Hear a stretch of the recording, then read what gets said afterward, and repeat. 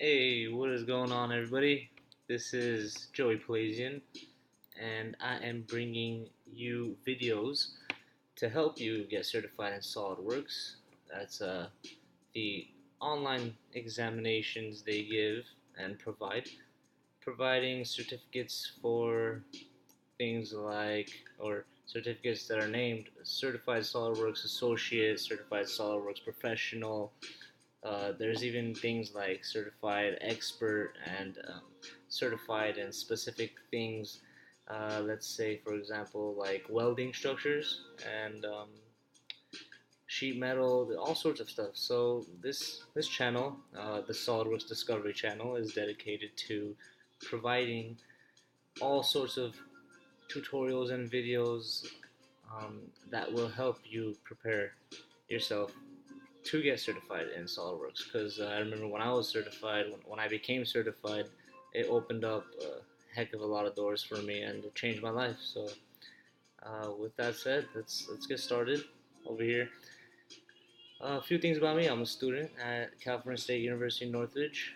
I have an associate's degree in engineering design technology, CAD CAM technology. I got that degree from Pasadena City College, and now I'm designing as a freelancer from Burbank, California, and also I'm trying to run my own business. All right, let's do this. Hit on the tutorials tab. Let's go straight towards the CSWP CSWA preparation, Certified SolidWorks Professional and Associate Preparation. We already made the first part. We're gonna make the second part, the back portion right here, and connect both of them as an assembly. So just click here and show you a visual. You guys can progress through the tutorial as you wish, but I'm just gonna leave it at that. I'm just gonna leave it looking like that while I work on it.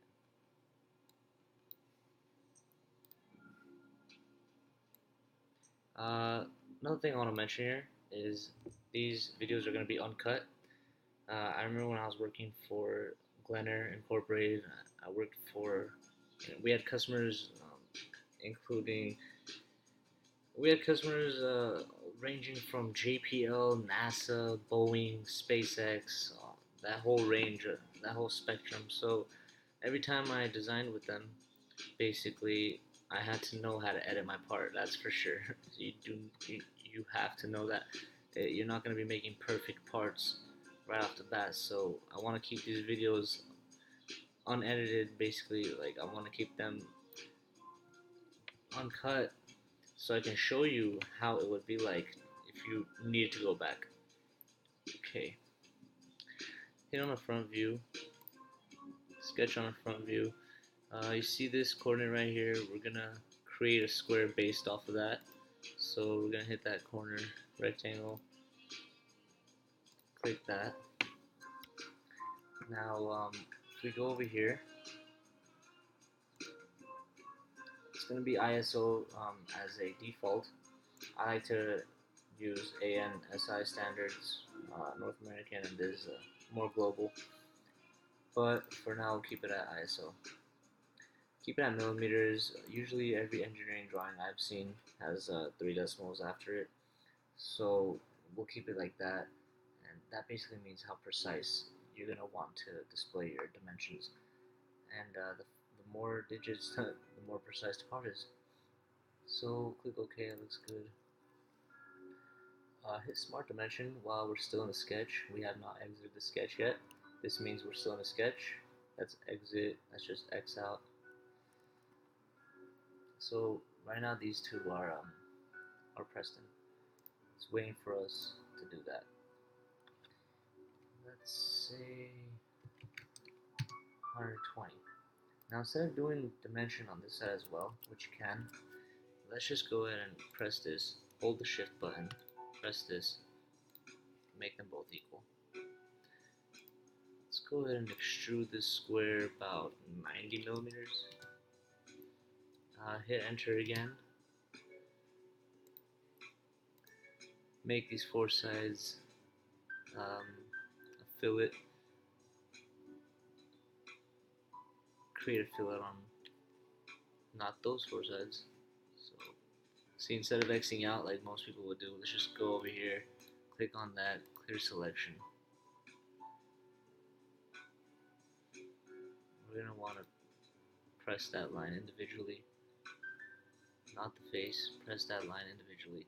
Hold the middle wheel of your mouse if you have a mouse like mine, so you can do that.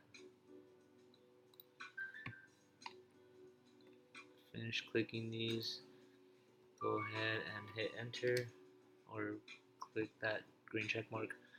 Now it's ready for us to make a shell. Now if you progress through this tutorial, you'll notice that I'm following the directions over here, but I'm doing it in like my format, my technique, showing you my trick of the trade. Hopefully it'll help you out. So we're going to want to make a shell right here. Hit escape if you really don't know what's clicked, what's on, what's off, and you want to start fresh. Basically we're still in a sketch, so let's exit out of that sketch. And let's go and hit this shell.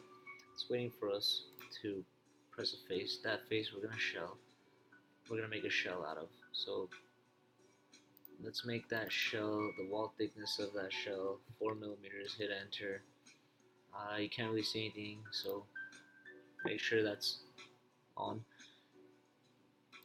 Hit the green check. You can name this anything you want. This would become very handy if you were to basically provide some design intent to your model, which means that, let's say you name this, right? Instead of shell 1, this is, let's say, called pocket. You're going to machine this pocket later. Let's say. Hit enter. If you go to the equations tab, you're going to pull up this feature and you're going to apply an equation to the feature, let's say. So it's going to be much easier to find that feature if it's named, let's say pocket, for example, instead of fillet 1, 2, 3, 4, 5. So if it's custom, you'll remember it, and you'll find it faster. So we made that. Let's go ahead and convert a line. Hit this face. Hit sketch. Right here is the convert line option, which basically brings up a sketched line of the profile that created that face that we just clicked. So if you recall, in the past when we made that face, there was no shell here, so there was only this profile which it pulled up. It did not pull up this profile of this line, and only converted this line. So that's great, because we're going to want to click that and hit offset. Not that way, so hit the reverse button. Now the wall is 4 millimeters, so let's say, just think here, we want to lip because we want to mate this, right? The way this picture is showing here to the right. So let's just go half, basically, right? 2 millimeters. Hit enter to see that preview. Hit enter again to apply. Now, whenever you cut, let's think here. When you cut, what are you gonna cut? You're gonna cut in the middle of these two lines. If this line was not here, it would not cut properly. Basically, we need to create a solid profile with no gaps in between to make a nice cut. So there's no gaps in between. It's ready to cut, and there it goes. Let's say 90 millimeters. No, 20. 20 millimeters should be fine. Hit the green check mark, and we got a nice lip right there. Let's go ahead and make this a different color, so when we make an assembly, we'll know which is which. Hit part 1. We'll make that nice bluish color, and this is ready to go. Let's go ahead and save this part anywhere you'd like.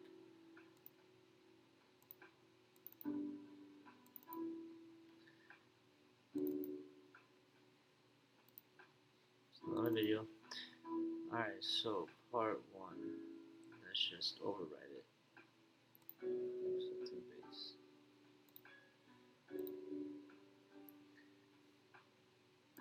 Okay, next portion of this tutorial will be make an assembly. Let's hit new, make sure the assembly is checked off. Okay.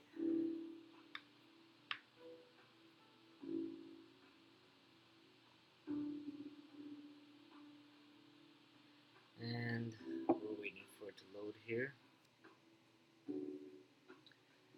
Every time I bring a part in, let's just go ahead and X out and think here for a second, because anytime we do anything with SolidWorks, we want to think beforehand to make our part smarter. So I'm gonna hit the I right here, drop down menu, make sure that my coordinates are on. That one, the second one. This means that whenever I bring my part, I know exactly where to place it so it can be fixed, it will be locked down. This will be very handy for you to make assemblies, with certain directions and pathways that, let's say, need, one direction of that part is going to be going up and down, and another will be a rotating wheel, and you want those to be resembling a real assembly, let's say. So one part is going to be fixed. You're not going to have your part in the air, in space, wobbling everywhere. You're going to have it fixed on the ground, let's say, for example. So go up here to Assemblies, insert component. Here's my base. You see to the left side, the part coordinate is there, wherever we created that first square.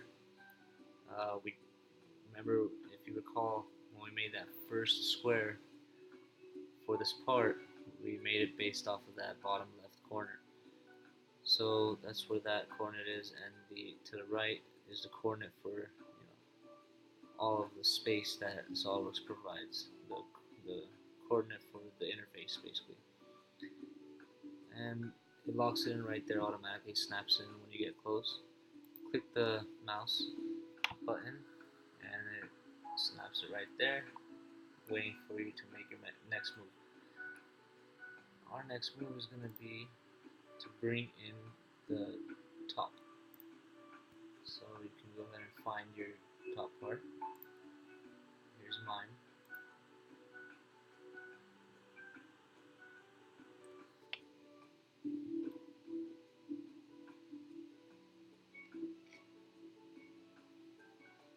And it should be loading up pretty quickly here.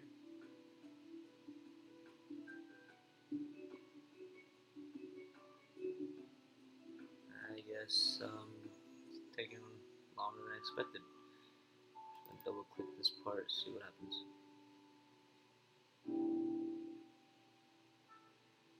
Apparently it doesn't want to respond. Give it a little bit more time.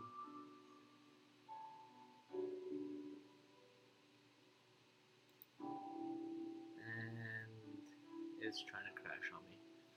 Alright, well, I guess I will leave this video for the second portion. Oh, I was about to leave the second portion. Should we not give up here? Should we keep pushing through?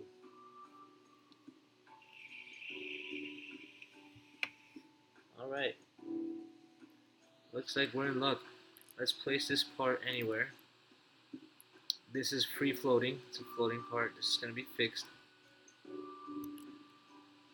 And let's just say right away that I want this face and this face of the part to be coincident.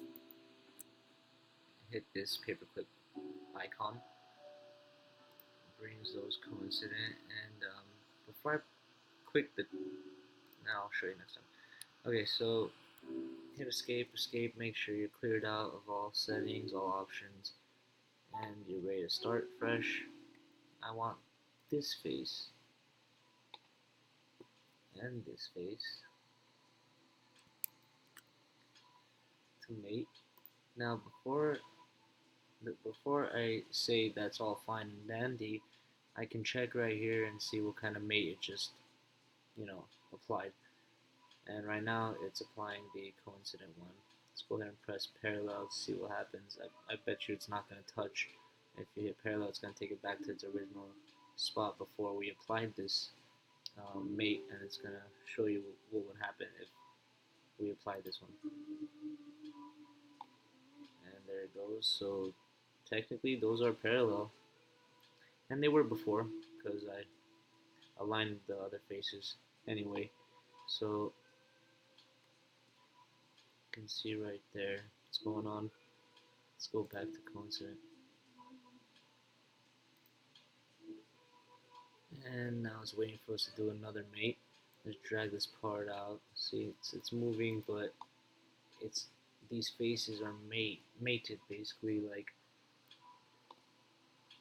it's not gonna move from those two mating applications that I applied, but it will move any other way. You understand what I mean? Hopefully you do. Hopefully this is helping. If it's not, leave me a comment. If it is, also leave me a comment. I'd love to hear from all of you. Let's go ahead and finish this off by pressing this face, making sure that we're not pressing the lines, we're pressing the solid face so it grabs that whole profile. And we want that face to hold the shift button and make sure you're grabbing a face, not a line. We want to be coincident to that. So it automatically just brings it right there. Here's a cool little taskbar that pops up. Just hit green check again.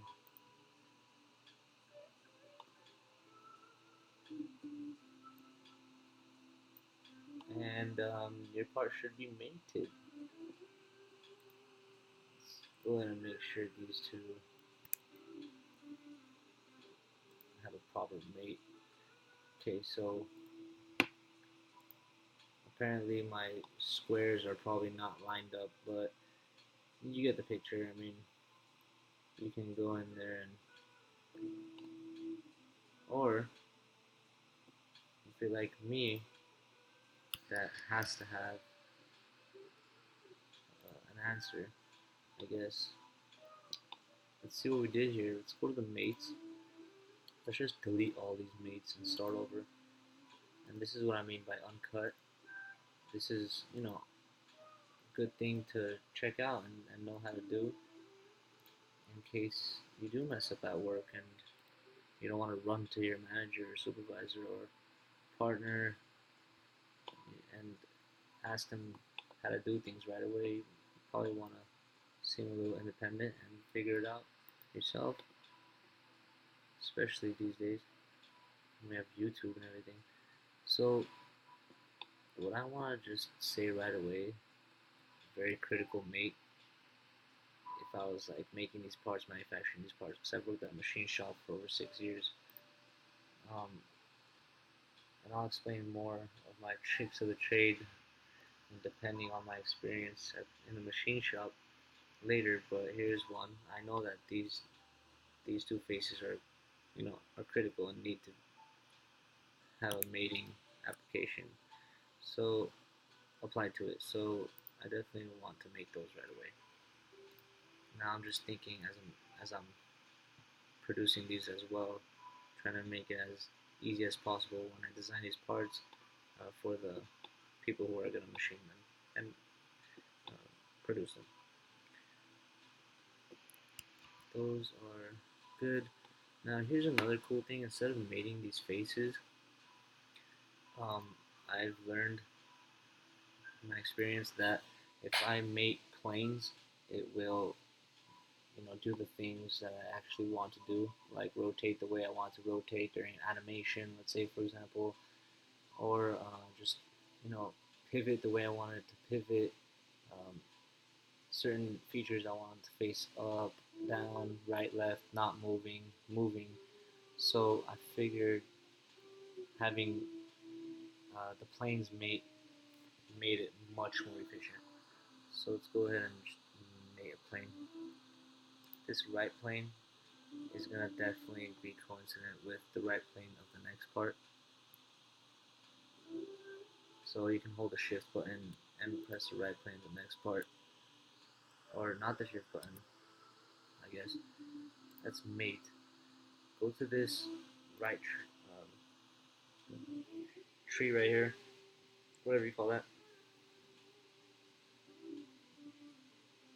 I know what to call it, I just can't think of it right now. Anyway, hit this plane right here. It puts it in there so you can hit the other one without confusion or trying to hold down another button, and there you go.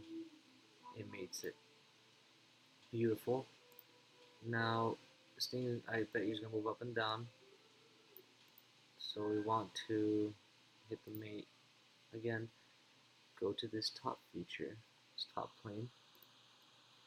Click, not holding anything down. And where is the top? And here's the top of the actual assembly, the whole assembly. Not only that part, but the top of the space that Solidworks provides. Let's say, let's go ahead and click that, and beautiful. So that's mated with the actual space that Solidworks provides, our space and time, our 3D three-dimensional space. So that's another great design aspect, design intent that you can apply to your part and make your part smarter. And there is your episode 3. Please subscribe, leave a comment if you'd like for more assistance and more preparation. And let's get you certified. So this once again is the SolidWorks Discovery channel. And thank you for listening.